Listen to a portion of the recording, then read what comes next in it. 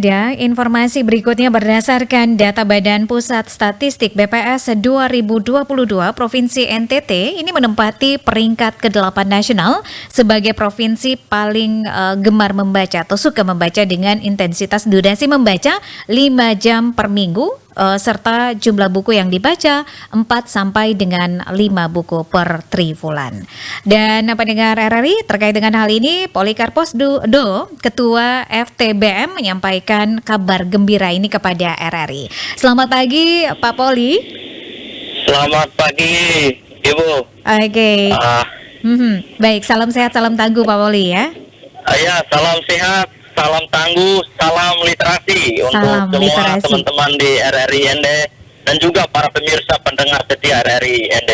Oke, baik Pak Poli, ini data yang dihitung dengan membaca buku fisik ataukah ini juga termasuk dengan membaca buku non fisik, karena sekarang zaman sudah digital begitu ya, apa-apa online begitu Pak Poli ya? Iya, benar sekali. Jadi dua-duanya ya. Dua-duanya. Ada buku konvensional dan ada juga buku digital ya. Ya. Oke, baik. Jadi data tahun ini NTT masuk di urutan ke-8 begitu ya, masuk 10 besar begitu suka membaca. Nah, bagaimana dengan tahun lalu begitu, tahun 2021? Apakah datanya ini meningkat begitu jumlah peminat baca atau malah menurun begitu untuk 2021 sampai dengan 2022 ini?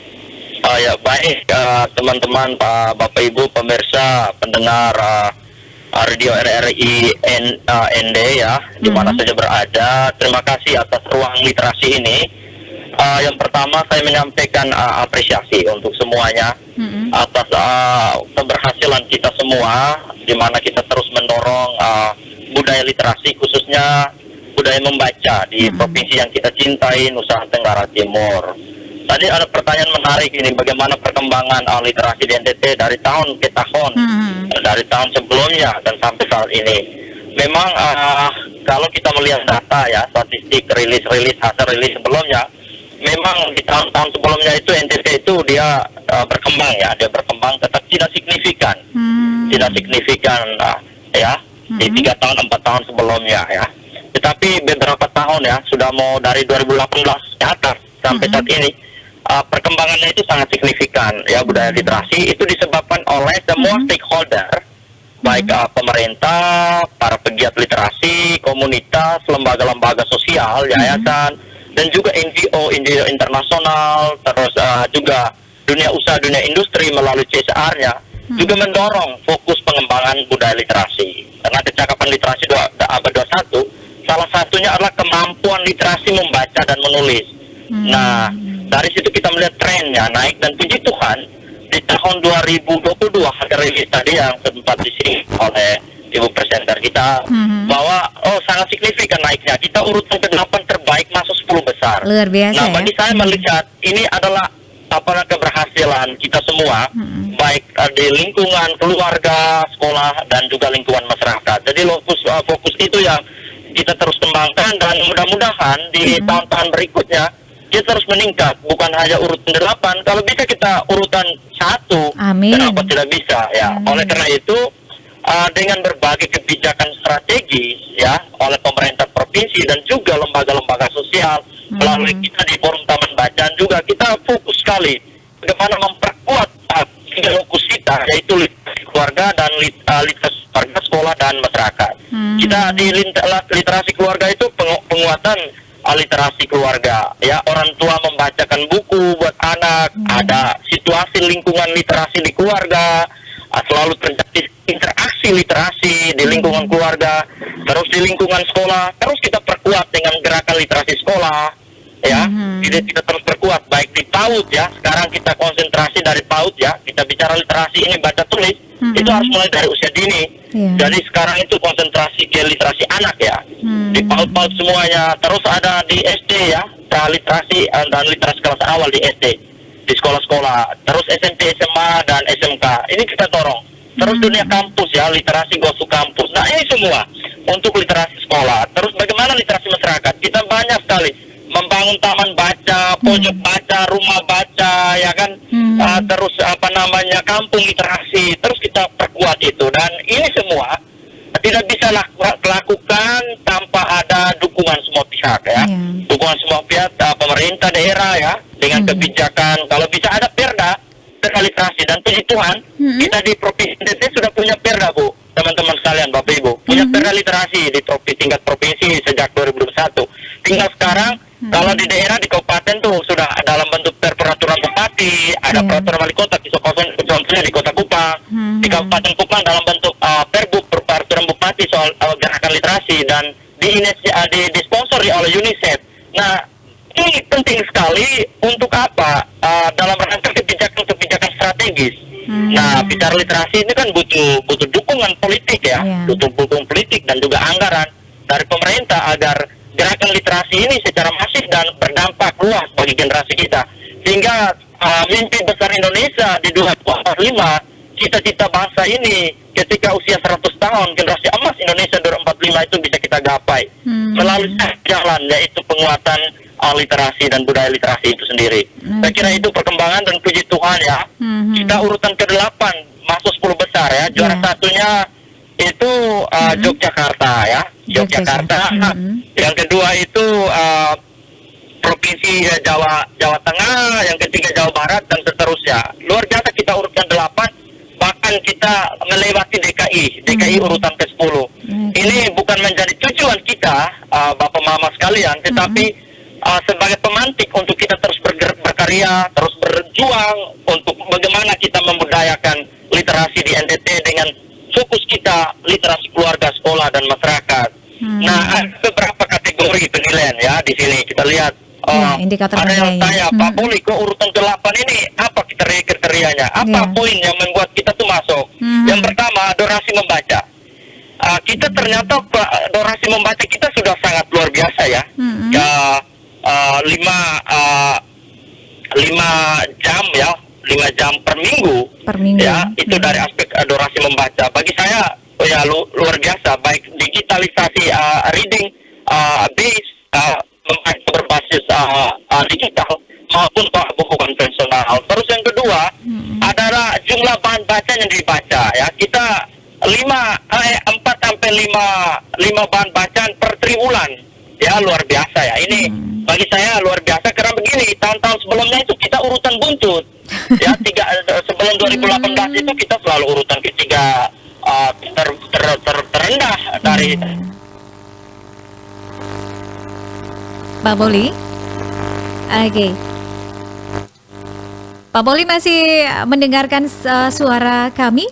Oke, sayang sekali terputus pendengar RRI. Kami akan mencoba menghubungi kembali Pak Polikarpus Do. Ini Ketua FTBM Nusa Tenggara Timur NTT sudah menyampaikan kabar gembira untuk kita semua, pencapaian yang luar biasa yang dicapai oleh masyarakat NTT. Pak Poli, silakan dilanjutkan Pak Poli. Iya, ya jadi begitu. Jadi yang berikut adalah ini harapan saya selaku Ketua FTBM NTT ya. Ini literasi ini adalah gerakan bersama. Literasi tidak cukup dengan narasi, literasi butuh aktif dan kolaboratif. Oleh karena itu butuh kerja-kerja bersama. Kami terima kasih banyak dukungan media ya, radio, media elektronik, televisi, media online yang terus mewartakan, teman-teman pers yang terus mewartakan tentang literasi. Karena literasi itu mengubah peradaban, literasi itu mengubah cara berpikir. Nah, kalau cara berpikir generasi kita sudah bagus, ya saya yakin bangsa Indonesia, Nusa Tenggara Timur ke depan akan tumbuh generasi-generasi unggul, generasi yang luar biasa untuk meneruskan masa depan bangsa Indonesia, meneruskan masa depan Provinsi Nusa Tenggara Timur. Nah, ini semua bisa kita lakukan dengan 3 tadi. Bagaimana keluarga menjadi peran utama, menjadi contoh, menjadi model. Maka saya selalu bilang, keteladanan itu adalah nadi gerakan literasi. Jadi butuh keteladanan dari kita semua. Orang tua memberikan contoh, ya kan, membacakan buku. Bahkan sejak seorang perempuan dinyatakan hamil, positif hamil, itu proses literasi itu harus mulai dijalankan. Suami membacakan buku buat ibu hamil, ibu membacakan buku, mendengarkan musik, bermain gitar, aktivitas positif selama masa hamil dari 0 bulan sampai 9 bulan itu sangat penting. Terus ketika dia keluar, itu bagaimana peran keluarga untuk terus mendampinginya. Di lingkungan sekolah harus menciptakan ruang-ruang literasi yang menyenangkan. Anak harus berada di sana merasa menyenangkan ketika dia berada di sekolah. Terus di lingkungan masyarakat, di sana ada taman literasi, ada taman ekspresi, ada taman prestasi. Ya, misalnya kita di ini ya, di taman nostalgia, di taman Pancasila, itu harus ada taman baca, literasi, gitu. ada buku-buku di sana, ada akses internet, agar masyarakat itu, generasi kita itu didekatkan dengan lingkungan buku ya. Di sekolah-sekolah kita, di taman-taman, ruang-ruang publik, kita optimalkan semuanya. Demi apa? Demi masa depan generasi kita. Karena bicara generasi emas 2045 itu tergantung apa yang kita kerjakan hari ini. Bagaimana kita mempersiapkan generasi kita saat ini. Karena tanpa itu saya yakin tidak akan kita gapai bagaimana kita menciptakan ini generasi emas, di mana terjadi bonus demografi ya di 2045. Populasi jumlah penduduk Indonesia sekitar 300-an juta, sementara usia produktif dari 15 tahun sampai 64 tahun itu 70% sekian.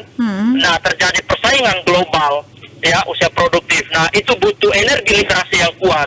Maka langkah strategis adalah bagaimana kita semua, pemerintah daerah, semua stakeholder, kita bergandengan tangan, kita wujud nyatakan, ciptakan budaya literasi di keluarga, sekolah, dan masyarakat. Saya kira itu. Terima kasih RRI ND yang terus bersuara untuk bagaimana mengembangkan budaya literasi di bumi Pulau Morata yang kita cintai. Ya. Oke, baik Pak Poli, ini menarik ya bahwa data yang Anda paparkan, Anda sampaikan bahwa tahun-tahun sebelumnya itu Indonesia khususnya di NTT ini selalu berada di urutan ketiga, ketiga dari terakhir begitu ya. Nah ini gebrakan yang luar biasa sekali, bisa berada di urutan 8 besar begitu ya, 10 besar begitu ya, urutan ke-8. Nah ini gebrakan-gebrakan apa saja yang sudah dilakukan sehingga NTT ini boleh mencapai kesuksesan ya di urutan ke-8 suka membaca. Iya, jadi banyak gebrakan ya. Yang pertama itu Pak Abes perlu saya jelaskan itu masalah budaya literasi itu di NTT itu sebenarnya minat baca tinggi ya. Minat baca tinggi, yang masalahnya itu kita akses baca. Ketersediaan buku begitu ya. Kita tuh belum banyak punya taman baca, belum banyak perpustakaan desa. Adapun perpustakaan desa itu hanya bersifat administratif saja ya. Kalau tahun-tahun sebelumnya itu hanya bilang semacam untuk melengkapi saja administratif bahwa ada perpustakaan, tapi aktivitas literasinya tidak ada. Nah ini faktor. Yang kedua, banyak desa, kita punya 1.000 desa di NTT, tetapi kan akses layanan bacanya tidak ada.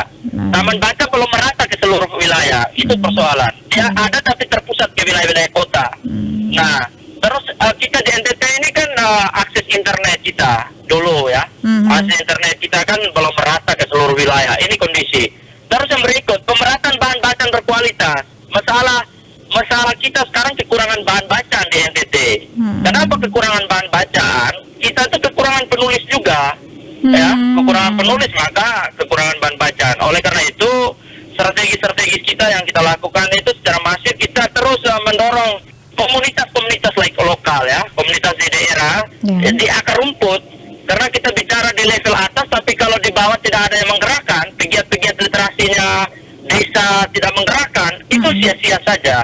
Maka oleh karena itu, strateginya adalah bagaimana kita menggerakkan dari RT ya, peran RT. Maka tadi saya bicara peraturan bupati, kalau bisa peraturan bupati untuk menggerakkan semua stakeholder dari RT, RW, dusun ya kan gitu. Nah, satu desa satu taman baca, terus ada pos-pos baca tiap dusun. Karena ada desa yang kampungnya ada jarak, misalnya di sebelah kan tidak mungkin datang baca ke desa kan gitu, ke kantor desa atau ke taman baca di pusatnya.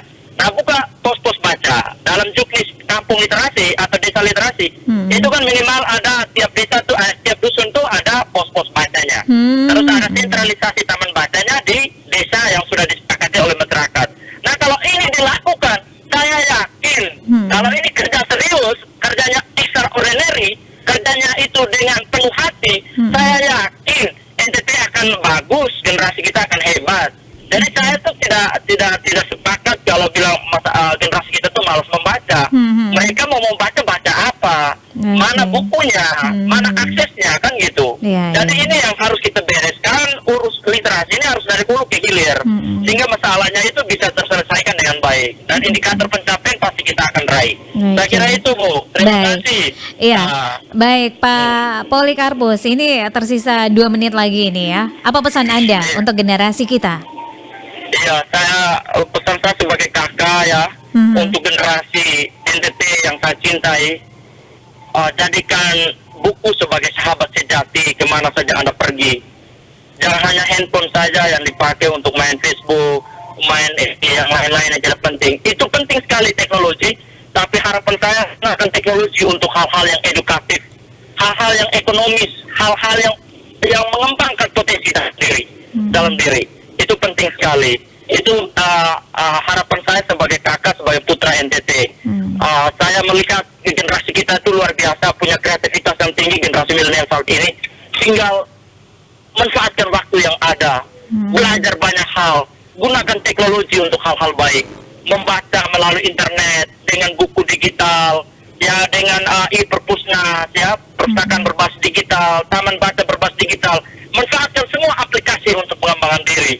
Saya yakin masa depan adik-adik, masa depan generasi akan diraih dan kesuksesan akan digenggam di tangan adik-adik. Saya kira itu. Terima Baik. kasih. Iya. Tuhan memberkati.